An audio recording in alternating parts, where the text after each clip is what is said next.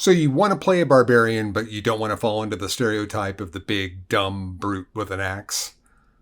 Well, good. And you're in luck. Because behind today's secret door, be a better barbarian.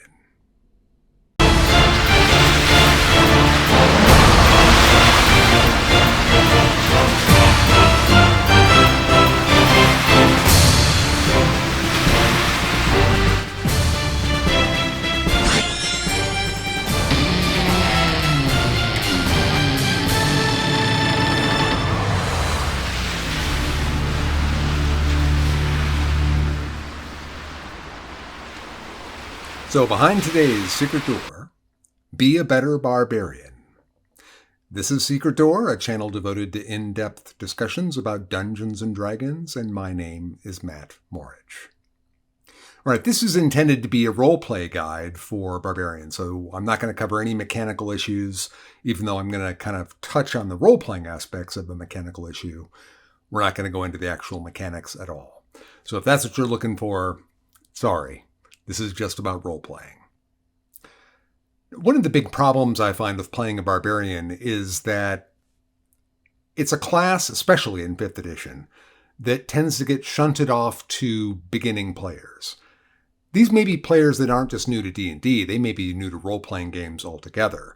So, and it's understandable to give a new player the barbarian because mechanically it's pretty straightforward. But what are you going to get to a player that's never role-played before? You're probably going to get the stereotype of the big, dumb brute with an axe, and there's nothing wrong with that. But the barbarian can be much more than that. The barbarian is actually one of my favorite classes from way back from 1st edition going forward when I started playing. It's a class that is surprisingly intricate from a role-playing standpoint. The way I've approached a paladin, the way I've approached a barbarian is to think of it as a paladin. In that, a paladin is a character that is bound by an ethos, by, in 5th edition specifically, their oaths. And in a very real way, a barbarian probably, at least in my interpretation of a barbarian, is intricately bound into what their customs and their culture is. And what I'm going to be doing in this guide is to basically ask you a series of questions for your barbarian. And they all stem around one umbrella question. What is your culture? Okay, so the first real sub-question under the umbrella is, where is the tribe? Now, I really recommend someplace extreme, like an environment that's extreme. You don't even need a map here. Just pick an idea of what environment they lived in. A desert, a dense jungle, a frozen waste, a forest that had been otherwise ruled by the Fae. These are all areas that the normal civilized world won't go to or find no interest in going there because it's too extreme, and there probably isn't very many resources there. So a barbarian tribe that is living in such an extreme environment where resources are so scarce that they are living on basically nothing gives you a framework for how that tribe did manage to survive. So answering that question, how did the tribe survive on nothing? Was it a hunting tribe? Probably so. I mean, in most cases, I would imagine so. So that brings the next question then. If they were hunters in an area where resources were extremely scarce, they would have to actually be very careful not to hunt to extinction their prey. They may have valued their prey, cherished their prey. And we see examples of this in what we would call barbarian cultures in real life all over the world, all throughout history. What this gives you is an approach of a sense of an appreciation for the preciousness of life that a barbarian in D&D typically, stereotypically, doesn't have. That also begs the question of what kind of rituals might the tribe have done before performing a hunt. But whatever those customs were, you may be able to invoke those throughout gameplay. So if you're doing something that is akin to a hunt, you might engage in the ritual. You might ask for party members to engage in it with you, so to ensure that the hunt is successful. And I'm not talking about doing anything that's going to be far too time-consuming or grabbing too much spotlight. I'm talking about little things. It could be it doesn't have to be a big ceremony. It doesn't have to be something that you spend 3 days doing or anything like that. It could be something very, very simple, something that won't take up very much table time. None of what I'm trying to question here should take up a lot of table time. Don't look at this as a way of gobbling that up, because that leads to a whole different problem. You want to throw these in sparingly, but it helps root your character. So the next question is superstitions. Now, Xanathars talks about superstitions, and it gives you, I think, a table of 6. What I find interesting in those superstitions is that they list in Xanathars is that you have to ask yourself this about whatever superstitions you're going to create for yourself, and I recommend you create your own. Whatever you do, ask yourself the real question as a player. Are these superstitions? Or are they wisdom? Are they points of wisdom that have been handed down by the tribe that are actually true? There's hints of that in the superstitions in Xanathars, which is where I think this is kind of an interesting point. But we view the word superstition as being something that's just like silly and idiotic, and only stupid people would believe in that. But if this is an ancestral wisdom, that's far more interesting. And this is separate from a religious belief of the tribe. Even though they may have a connection between them, they are separate. So this is I would view the superstitions as an ancestral wisdom. In some degree, they might even be a form of ancestral memory. So there you go. I mean, is it a superstition, ancestral memory? Well, we're finding out in science that there may be, it's not proven yet, but there may be something true to it. So these ideas that are just simply simple superstitions, your barbarian is not going to look at them as anything but something to take deadly seriously. Whether you decide as a player that they're real or not, your character probably doesn't have to, but probably looks at them deadly seriously. And I think it's much stronger if they do take it seriously, because if you're not going to take it seriously, why should anybody else in the party? Now, with superstitions, whatever you do pick, and I would recommend having several. All these questions and ideas, I don't expect you to have all this fleshed out before you start to play. Have a little bit and build on it as play progresses. Just start adding to it as you like, as it draws you. I think the more that you do, the more you're going to realize it's a lot of fun. It's really an interesting avenue of exploration that's all yours. But whatever you pick as a superstition, and however many you have, don't pick problem, like real atomic problems for the party. It's okay to be a nuisance. But just don't pick things that are clearly going to just impede play. You don't want to be a roadblock. You can be a pebble in a shoe. That's fine. But you can't be hamstringing the party. You don't want to do that. All right. And the next question is the gods. This is another just fantastic opportunity because you can make your own gods. You can make your own spirit. You can make your own religion. And especially if you're playing in a campaign setting, that's all locked down pretty much. And if you're in a homebrew world, you might have to check with the DM. But if you're a barbarian who worships their own gods, who knows if those gods are even real or they are not? And you can let the DM decide that. There's actually no reason why you should know. I recommend that you assume that they are gods. What your attitude towards that god is, or gods, is entirely, of course, going to vary from character to character. But I would recommend that you very much assume that that is a real god. Now, I would approach the DM with the gods or spirits of the tribe, and I recommend both. And approach the DM with them and say, look, these are the gods and spirits of my tribe.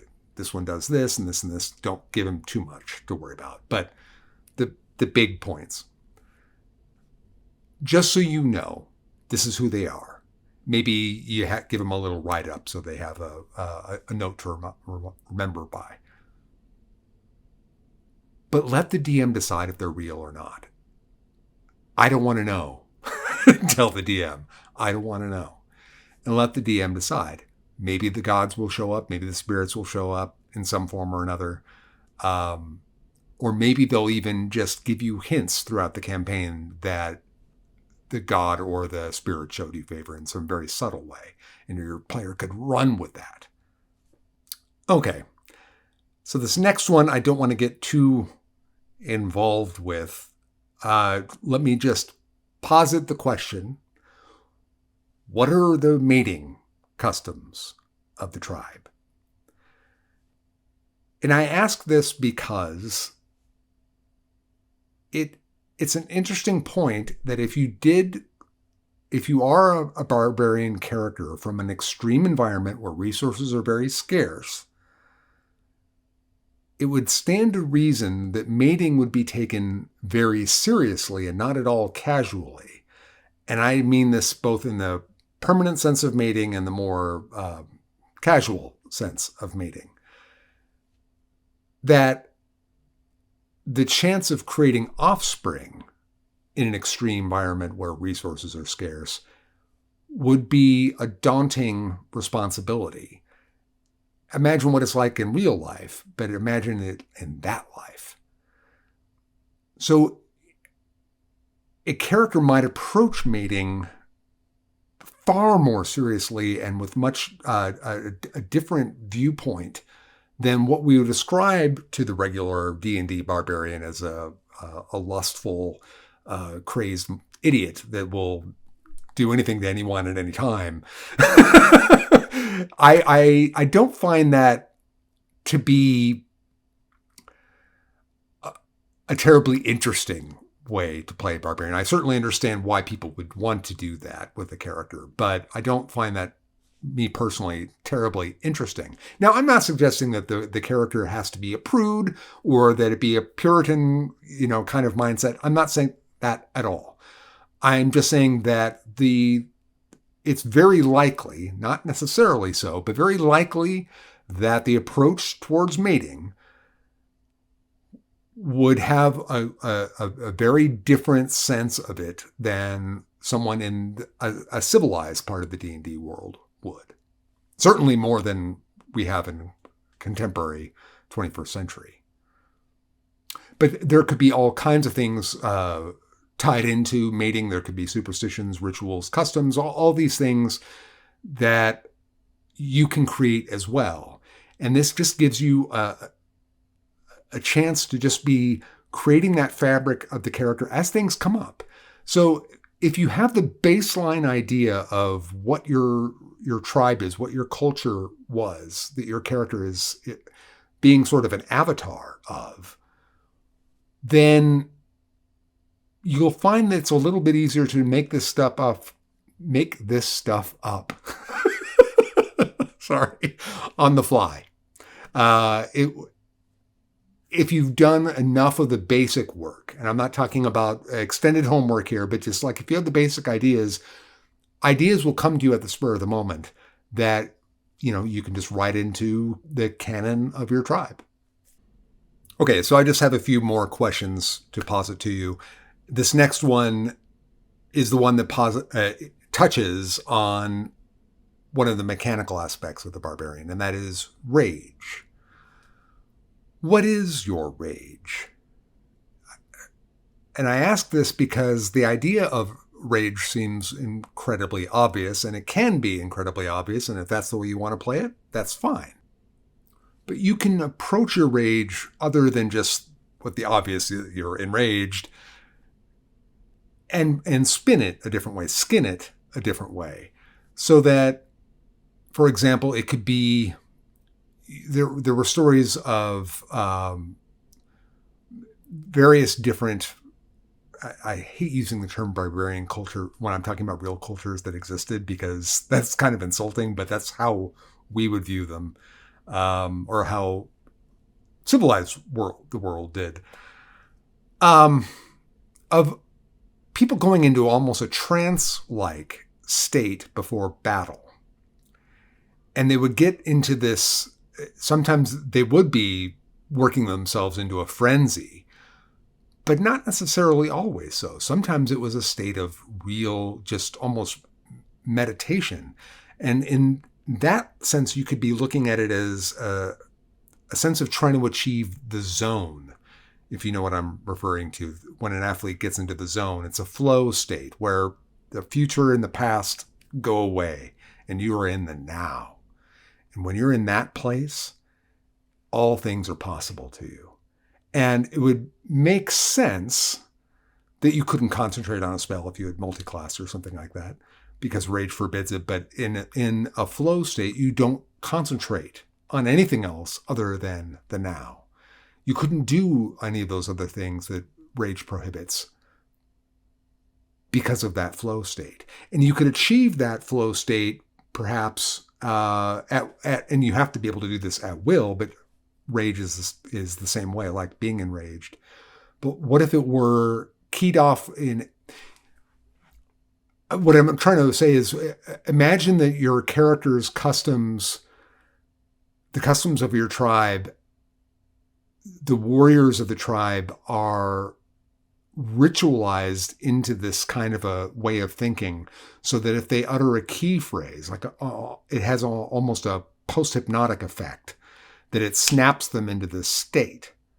And when they get into and that state could be rage, or it could be the zone that I'm talking about, whatever. But I find it more interesting to find a reason for the rage rather than it's just, well, I get mad. And then what happens when you go into the rage? Is there any kind of physical difference that happens? And you don't have to have that. But if you are a barbarian character that's following a path that has a mystic quality to it, you could add that to, or the path of wild magic is obvious, but all of them have kind of a mystic quality to them that you could apply that. So maybe there's a change in your skin coloration. Maybe there's a change in the color of your eyes. Whatever. I mean, just find a way to flavor the rage, and you don't have to, but find a way, whatever that is, to make the rage specific to your character. This is what my tribe does to get here. And when I get here, that's where I'm at my best. Okay. Now, this question I'm going to ask may seem very daunting, and I don't mean it to. It's certainly not something you have to do, but I think it's probably, of all the things you could do, this is the one that has the best role-playing impact. What is your language? Now, I'm not suggesting that you have to get all Tolkien about this and create your own grammar and have a 10,000 word vocabulary or whatever for your barbarian language. But what is your language? Certainly your character is going to speak common. But what is the language of your tribe? Every time I've played a barbarian, it's always been one of the most interesting characters I've played. And I've done this with a barbarian I've played before, where I actually built, not a language, not a grammar, but I built fairly extensive vocabulary. And I used that periodically. Certainly my character could speak common, but I used the words for the tribe because the character wouldn't be able to give them up. That isn't the word for this. This is the word for this. And it wasn't that the character I was playing stupid and couldn't figure it out. It was just, this was the word. And your word is dumb and mine is better. Now, to play that, you have to be very careful of overusing it. Sprinkle it here and there. And make it in such a way that when you drop the word, the context of what you're saying around that word gives everybody the clues as to what the piece of gobbledygook that just came out of your mouth is. But make sure that you have built those words so that they're the same word and they're not just saying gibberish whenever you feel like it. Make up the words, write them down. These don't have to, like I said, it doesn't have to be super, super extensive here, but, think, what is the word for day? Whatever the words are your character wants to hold on to. What are the words for day, for night? What is the word for blood? What is the word for life? What is the word? These kind of ideas, things that might come up that you can insert that word in. And when you do, it's going to stand out. It's going to make that character specific. It's going to make it tick. Our words define us. Language defines us in a very real way. And when I played that character, I just viewed it that it was such an essential part of his culture that he couldn't possibly give it all up. He needed to be able to communicate with his comrades, but he couldn't give this word up. They were just going to have to learn that when he said this, he meant what their word was for it. So you don't have to play the ignorant savage here. I don't view that as terribly interesting. But as a character that just cannot give that part of themselves up. Okay, these last few are quite a bit easier, I would say. So this next question, why are you not with the tribe? Now, the easy answer, the stereotypical one, would be that the tribe got wiped out and you're the sole survivor. I don't recommend that. The reason why is that you want that tribe that you've spent so much time working on all this, like kill them all off. There's that. But it gives your DM the option of having that tribe in some way interact in the world in the future. If you kill them all off in your backstory, well, that's just, that's too bad.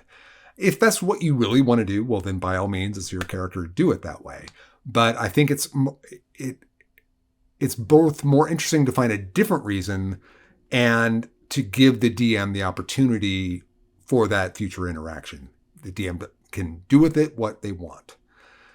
So why would you not be with the tribe if the tribe wasn't wiped out? There could be any number of things. You were exiled. A spirit or the god of your tribe had told you that you had to leave. Or scarcity had become so great.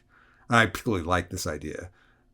Scarcity had become so great in the tribe that they entered a point of crisis and they created some kind of a ritual contest between certain people of a certain age, and the losers had to leave the tribe.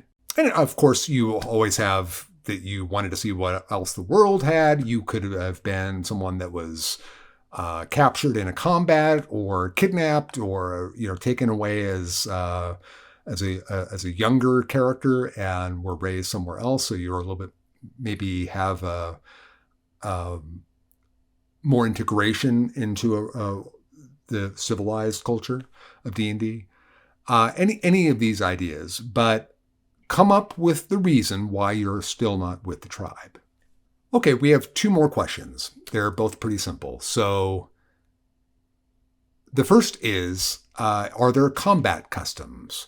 that you would follow. But if you know you're going to go into battle, or if you know you're going into an area of great danger, is there a custom that the people of your tribe would perform? This would include things like war paint.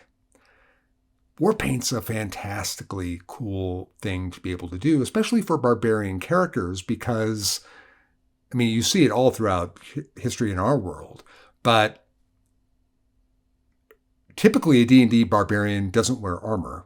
And so the idea of anointing yourself with war paint or what have you could be viewed as a sign, as a way of marking areas of your body that were under protection from the spirits of your tribe.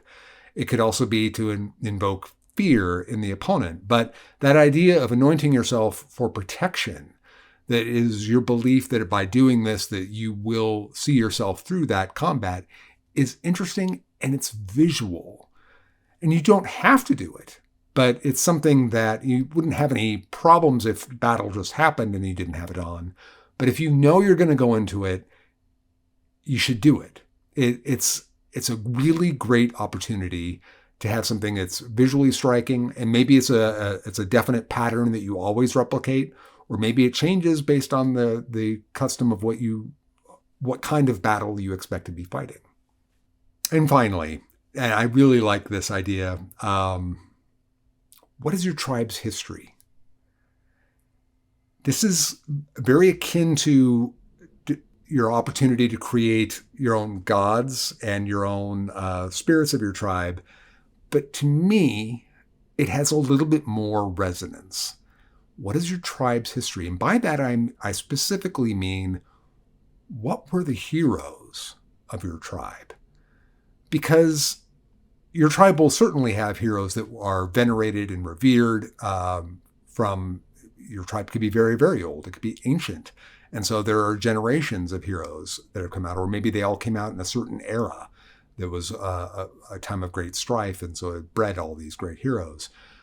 But regardless of how many there are, there will be some, and they would be held up as almost gods. They'd almost be like demigods in the tribe, but they were men like us, and they would have names, and their deeds would be well known to you. And so my point in all this is that by having these at your fingertips, you could be invoking those names in casual play very, very easily. And I'll just give you like a simple example. So you could be telling a teammate, a party member, that whatever the name of the hero is, couldn't have done any better.